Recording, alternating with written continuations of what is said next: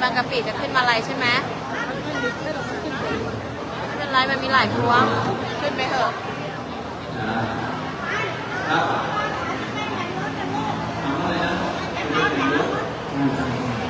ใส่เสื้อจะเป็นสิ่งนักบิด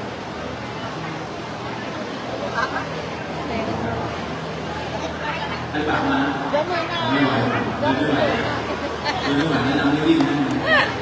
เดินไม่ไหวก็วิ่งเอานะแม่นะวันนี้ยอมแพ้นั่งเฉยๆเงี้ยเชิญค่ะเป้ามาอยู่ตากล้องตลอดอ่ะ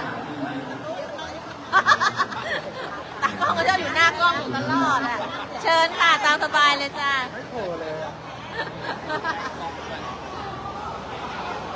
วันนี้นางสวยปล่อยยอมนางไปค่ะนุ่งกระโปรงชมพูเสื้อขาว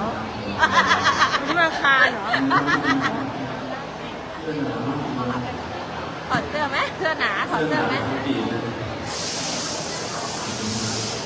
มาคุยกันเรื่อง